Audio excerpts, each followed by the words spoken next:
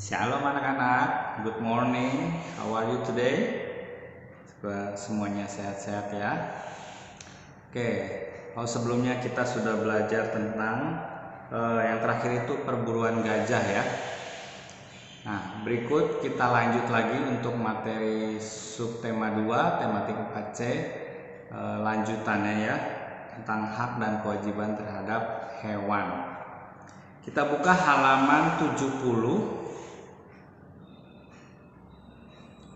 Ayo belajar. Nah, kita lihat gambarnya di situ, itu namanya burung cendrawasih, adanya di Papua. Gambar 2.29. Hewan liar yang dilindungi, misalnya burung cendrawasih, harus dibiarkan hidup di alam bebas agar lestari. Lestari itu tetap ada gitu ya.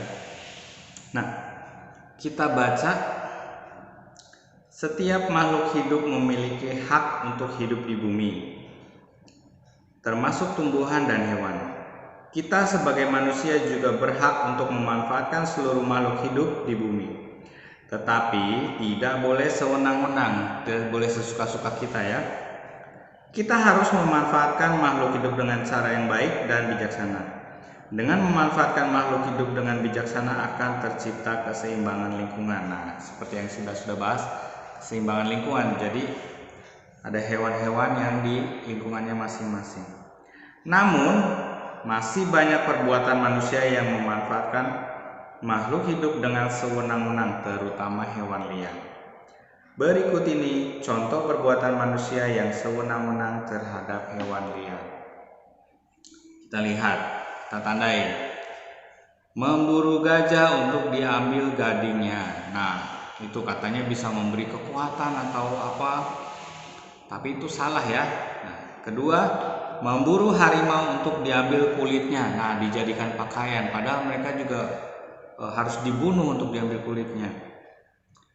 Tiga, mengambil hewan liar yang berada di ambang kepunahan sebagai hewan peliharaan. Nah, dipelihara di rumah ya. 4, mengambil sirip ikan hiu untuk dijadikan makanan. Nah, sirip itu yang di punggung itu yang untuk berenang. 5, penerbangan hutan menyebabkan hilangnya habitat. Habitat itu tempat tinggal asli ya. Hewan liar seperti orang hutan yang mengakibatkan semakin menurunnya jumlah hewan liar. Nah, kita lanjut. Jika perbuatan seperti pada contoh masih terus dilakukan, bukan tidak mungkin lama-kelamaan hewan-hewan liar di alam akan punah habis. Akibatnya keseimbangan lingkungan akan terganggu. Nah, ini apa? Keseimbangan lingkungan akan terganggu, atau tadi Mister bilang apa? Ekosistem akan terganggu. Kita tidak bisa menyalahkan siapapun. Semakin berkurangnya jumlah hewan-hewan liar di alam, sebagai warga negara kita memiliki kewajiban untuk turut serta dan mengajak orang lain untuk peduli terhadap kelestarian lingkungan, terutama menjaga kelestarian hewan-hewan liar. Nah, jadi diingetin, itu kan nggak boleh, jangan, itu tidak baik. Nah, kita lihat di sini, ayo mencari tahu. Carilah di berbagai sumber hewan liar yang semakin langka, tetapi masih banyak dipelihara oleh orang. Masukkan hasil pencarianmu dalam tabel berikut. Nah, disitu ada nomor, nama hewan liar yang masih banyak dipelihara, dan ciri-cirinya. Mister ini kasih contoh ya 2, nanti kalian bisa lanjutkan, diisi masing-masing, boleh bertanya ke orang tua. 1, harimau. Tahu ya harimau yang loreng-loreng? Nah, itu juga masih ada saja yang memelihara. Jadi biasanya orang-orang kaya yang mempunyai banyak uang, mereka memelihara harimau karena mungkin mereka merasa bangga ya dengan uang yang dipunya, apalagi bisa memelihara harimau yang hewan buas yang besar dan ganas itu. Padahal itu tidak benar. Hewan liar itu harusnya dilepas di hutan dengan lingkungannya. Nah, ciri-cirinya apa? Karnivora atau pemakan daging. Nah, itu Nah, mereka adalah binatang pemburu. Jadi mereka harus berburu untuk mencari makanannya mereka sendiri. Sudah? Harimau. Yang kedua, ular. Nah, ular juga hewan liar, tetapi masih banyak yang memeliharanya sebagai hewan peliharaan. Ular. Ciri-cirinya apa? Nah, itu jenis reptil. Nah, ular ini juga termasuk pemangsa. Jadi harus mencari makan sendiri.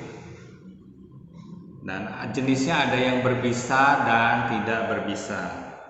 Nah, demikian contoh dari Mister untuk hewan-hewan liar yang masih dipelihara oleh orang. Oke.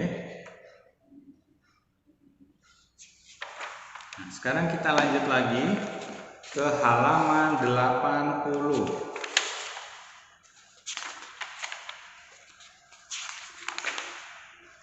Oke. Pelajaran 5 halaman 80. Sudah?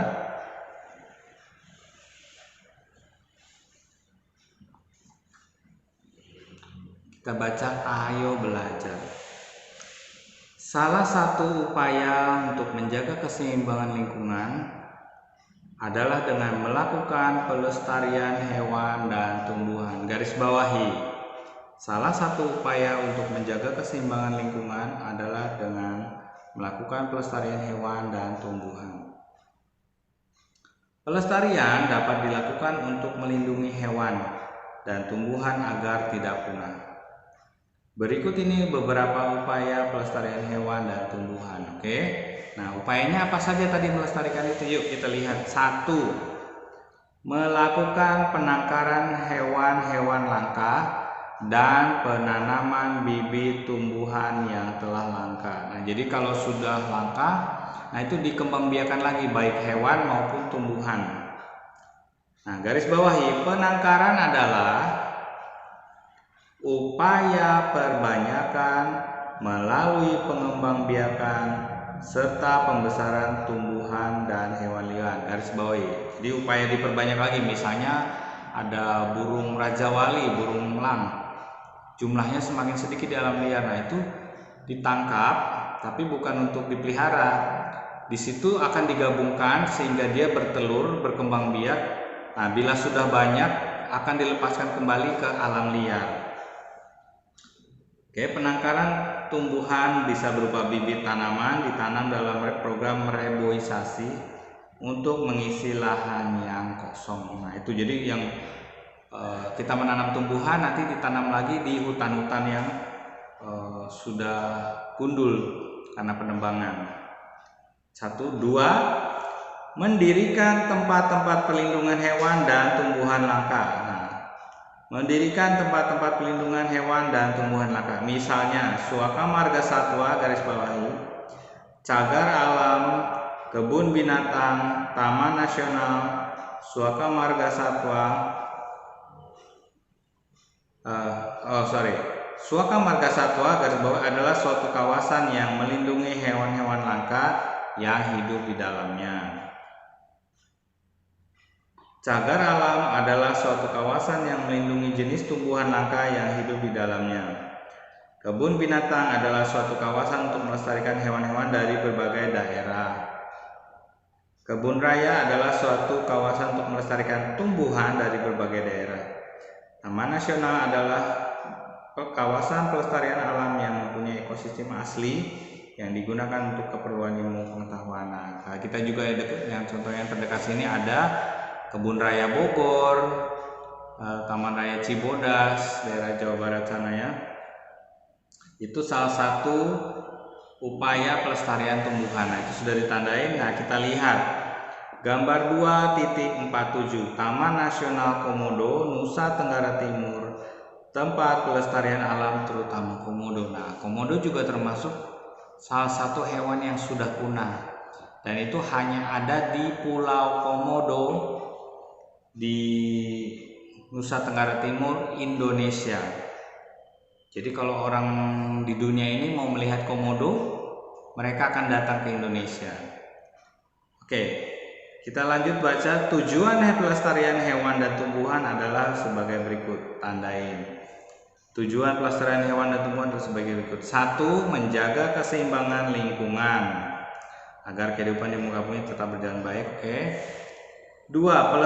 Melestarikan keanekaragaman hayati agar bermanfaat bagi ilmu pengetahuan dan masyarakat. Nah, misalnya mungkin ditemukan obat-obatan baru dari tumbuhan-tumbuhan yang ada.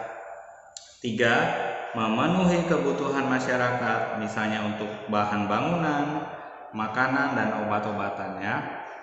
4. Menciptakan lingkungan yang nyaman dan mengurangi pencemaran udara dengan adanya berbagai jenis pohonnya.